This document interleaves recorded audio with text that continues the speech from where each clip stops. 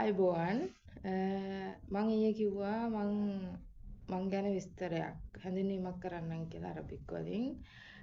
මේක ගොඩක් වැදගත් වෙනවා ඒජන්සි වලින් එන අයට. ඒ කියන්නේ යාලා මේ රටට ආවම ඒජන්සියට එක්කන් ගිහිල්ලා යාලා ගැන පොඩි හැඳින්වීමක් කරන වීඩියෝ ක්ලිප් එකක් ඒජන්සියෙන් ගන්නවා. ඒක තමයි යාලා කස්ටමර්ස්ලට යවලා මේ කියන්නේ අපිව තෝරගන්න.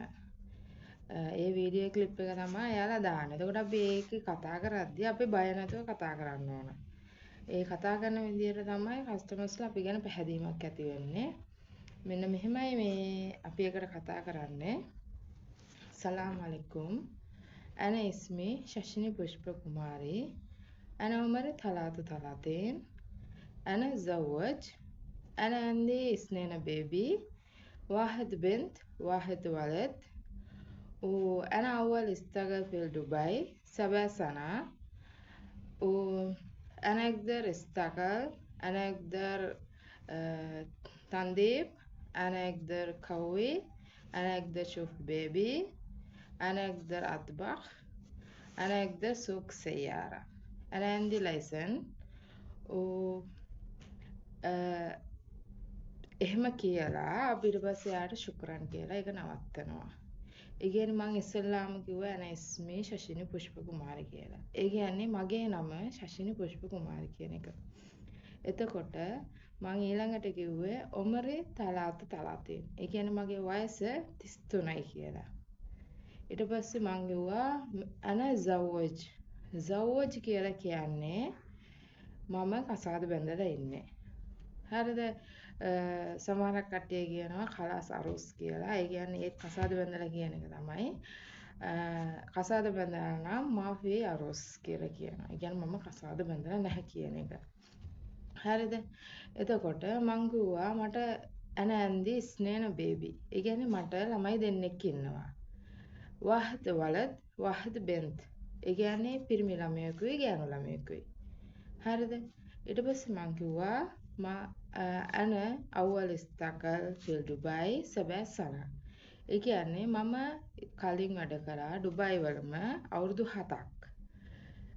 එතකොට මං ඊට පස්සේ කිව්වා මට أنا أقدر أشتغل. ඒ කියන්නේ මට වැඩ කරන්න පුළුවන්. ඊට පස්සේ මං කිව්වා أنا أقدر أكوي ثياب. أنا أقدر أغسل ثياب. أنا أقدر تنظيف. أنا أقدر أسوق سيارة. أنا أقدر أشوف بيبي. ඒ කියන්නේ أنا أقدر කවි තියක් කියන්නේ මට රෙදියන් කරන්න පුළුවන්. أنا أقدر أغسل තියක් කියන්නේ මට රෙදි හොදන්න පුළුවන්. ඊට පස්සේ මම කිව්වා أنا أقدر تنظيف. تنظيف කියලා කියන්නේ මට ක්ලීනින් ඒ කියන්නේ පිරිසිදු කිරීමේ වැඩ කටයුතු කරන්න පුළුවන්. أنا أقدر أشوف بيبي. ඒ කියන්නේ මට බබාලා බලා ගන්න පුළුවන්. أنا أقدر أسوق سيارة. ඒ කියන්නේ මට ඩ්‍රයිවිං කරන්න පුළුවන් කියලා. හරිද? ඊට පස්සේ ඒ ඔක්කොම කියලා සමහර කට්ටියට කියනවා ඔයාට මොනවද හදන්න පුළුවන් කෑම කියලා. එතකොට මම ඒ වෙලාවට කියනවා أنا أقدر أسوي بيرياني.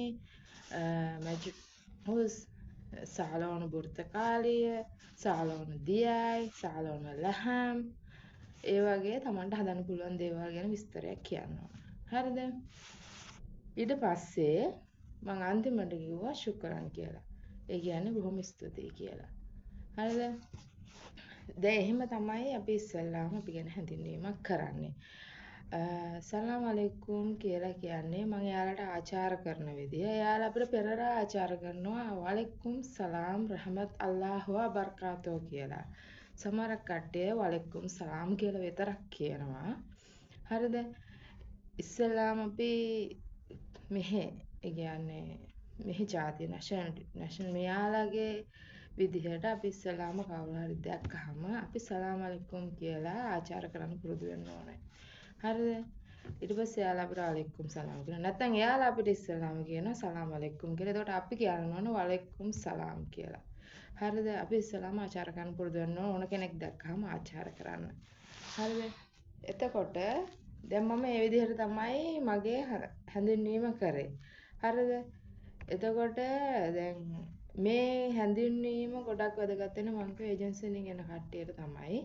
එයාලට හොඳයි ඒ කියන්නේ අපි එන්න කලින් ඒ ගැන දැනුවත් වෙලා තිබ්බහම ඔයාලා ඒජන්සියට එල එකපාරට බය වෙලා වගේ ඔයාලට කැමරාවට මුහුණ දෙන්න ගොඩක් කට්ටිය බයයි. එතකොට අපි අර යවන වීඩියෝ එක කස්ටමර් බලලා එයාලා අපි ගැන හරියට පැහැදෙන්නේ නැහැ. එතකොට කියනවා එයා කතා කරන්න බයයි. අපි කොහොමද එයාව ගෙන්න ගන්නේ?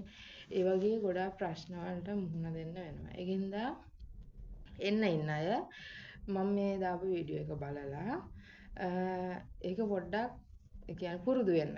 එතකොට ඔයාට පුළුවන් ඇවිල්ලා මෙහි අයත් එක්ක බය නැතුව මේ වීඩියෝ එකට ෆේස් කරන්න. හරිද? ඉතින් එච්චරයි අද පළවෙනි දේ විදිහට මම කියලා දුන්නේ. මම ඉස්සරහට ඔයාලට තව දේවල් කියලා දෙන්න. මම ඔයාලට පොඩි පොඩි දේවල් වලින් පටන් ගන්නම්. ඊට පස්සේ මම ඔයාලට කතා කරන විදිය අපි යාත් එක්ක සම්බන්ධතාවය කොහොමද එයාලා කියන දේවල්ට අපි කොහොමද උත්තර දෙන්නේ? අපි කොහොමද එයාලගෙන් අහන්නේ දෙයක් ගැන? ඒ විදිහට මම ටික ටික හැමදේම ඔයාලට කියලා දෙන්නම්. එහෙනම් හැමෝම පරිස්සමෙන් ඉන්න. බුස්සරණයි.